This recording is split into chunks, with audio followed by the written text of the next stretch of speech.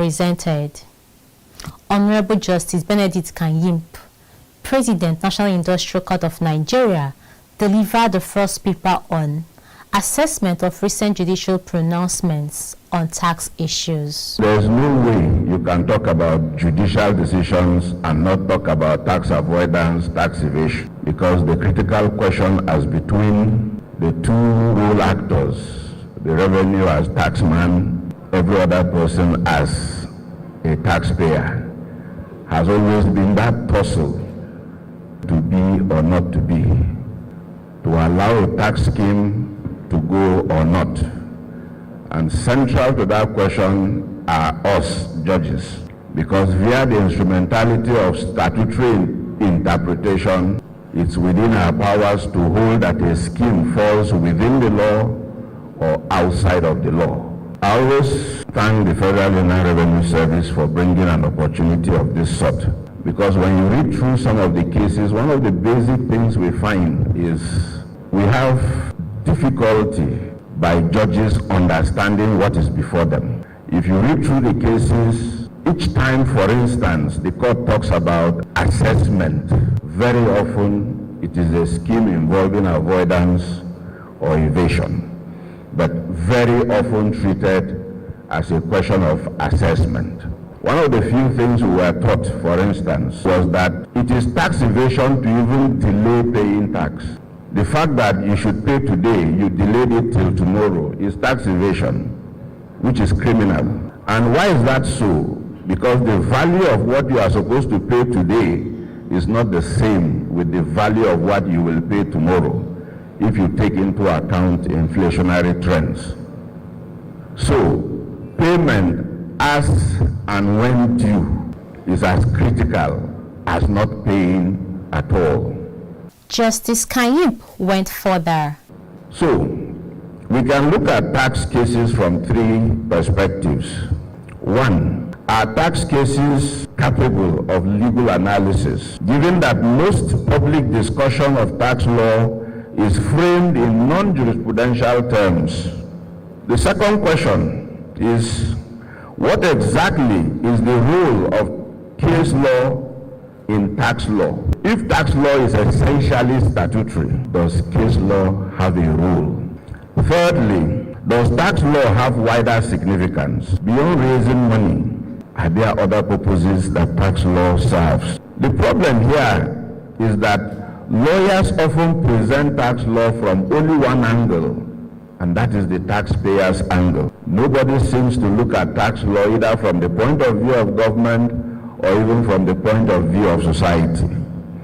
Because if we look at it basically as a problem of the taxpayer, then it raises the contending issues, what is called the tussle between personal freedom and collectivism. So if you take those two things into account, then it's not just that we should transport the rules of interpretation. And what are those rules? A statute that is clear has to be given its ordinary and literal interpretation. Mr. Kola Okonla of the FIRS delivered a paper on the benefits of VAT automation to the nation. This will come to you in a subsequent episode of the program.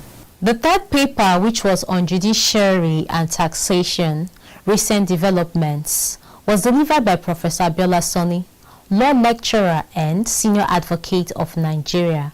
Judicial officers are key stakeholders because the realist school in America believe that it's what you, the judges, say that is the law. So no matter what may be in the statute book, is the interpretation you place on it. But there are also rules on how they should be done. So judges are taxpayers, and they are also involved in resolution of tax disputes relating to other taxpayers, not themselves. So this I see as a unique taxpayers' education. So briefly, the Road Infrastructure Tax Credit Scheme commenced in 2019, and the legal basis was the executive order titled Road Infrastructure Development and Refurbishment Investment Tax Credit Order number 007. This framework is supposed to last for 10 years. And basically, what it is saying is that some companies who are eligible will be allowed to fix some roads, some public roads, or refurbish some public roads within certain framework, and then they can set off their future tax liability against the cost of the road. And the procedure begins with expression of interest, which will be reviewed by a committee, and then after the eligibility is approved, then they move to execution. After the execution, there will be a review of the work done, and then there will be tax credit certificate issued by the FRS. A few companies had actually intervened in critical areas. There is Dangote Group relating to the road from Obajana to Kogi or Kaba. If you also look at the Apapa Oshodi Road all the way to Bagada, you will see that it's an iconic road. And the list is growing. Transcorp is also mucking in. Then a few other NLNG is also part of the initiatives, and they are, I think so far they have done critical roads of about 20 national roads. The Mina and the Suleja Road is one of them. Then Naseni Levy. Naseni is National Agency for Science and Engineering Infrastructure. If you Google Naseni, it was established in 1992, and you'll see that it has very desirable objectives. In summary, to fast track our technological development, which is desirable. But due to poor funding or lack of funding, they had to think out of the box and say, how do we raise revenue? So they then, by Section 39 of the Finance Act, they imposed an assembly levy of 0.25% of the profit before tax of companies in Nigeria. Some turnover, profit before tax, net profit. Then the last one, Nigerian Police Trust Fund levy. So it was established by the Nigerian Police Trust Fund Establishment Act. So they have always had this levy in their law, but they had difficulty enforcing it. So they also turned to the Finance Act again to impose a provision that will make FRS the collecting agent. A robust question and answer session followed the paper presentations. Earlier at the opening ceremony, Justice Salisu Garba, administrator of the National Judicial Institute, welcomed participants to the training conference. The President Court of Appeal, in her welcome address delivered on her behalf by Honorable Justice R.C. Abo, emphasized the need to keep judges abreast with current tax laws, which will equip them with the requisite knowledge in handling tax matters. The Nigerian tax system has undergone several reforms geared towards enhancing tax collection and administration while minimizing enforcement costs. Revenue generated from tax has immense benefits to the economic development of the nation. The courts must consistently be proactive in handling tax matters to strengthen and deepen the rule of law as well as boost the economy, arming honorable justices with current tax regimes and discussing decisions of the courts in how tax laws are interpreted will enhance expeditious adjudication of tax-related matters. On his own part, the Executive Chairman FRS emphasized the need to bring tax offenders to book. This interactive training conference is to bring the judiciary up to speed with the emerging issues in taxation. Tax administration has never been an easy task, especially in developing countries where the demand for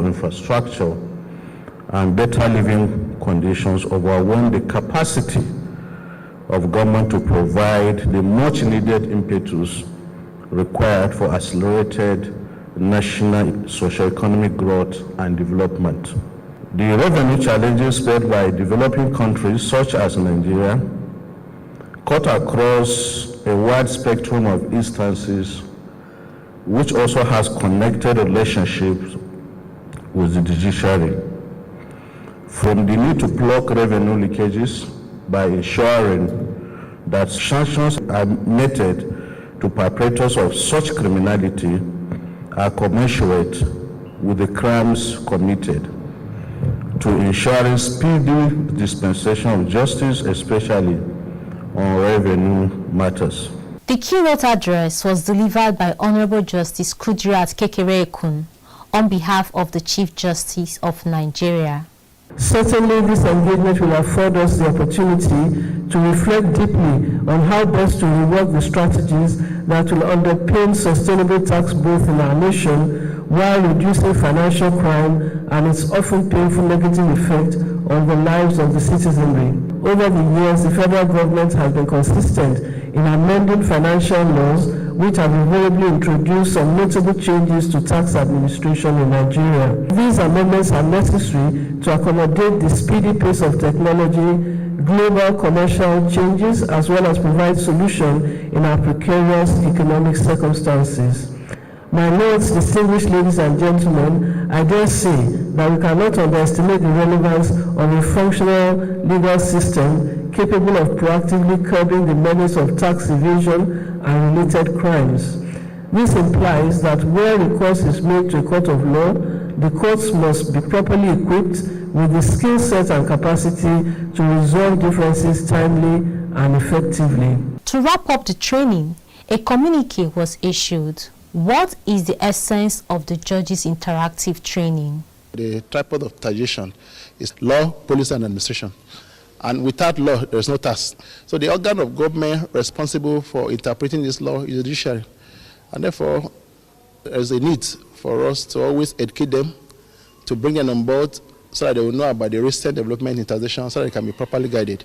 So right now, we are letting them know the state of Nigerian economy and the challenges we are facing, so that when they go back to their various institutions, they will give priority to tax matters. With the training and retraining of judges on tax laws and regulations, expeditious adjudication of tax disputes is assured. Thank you for watching. See you next week.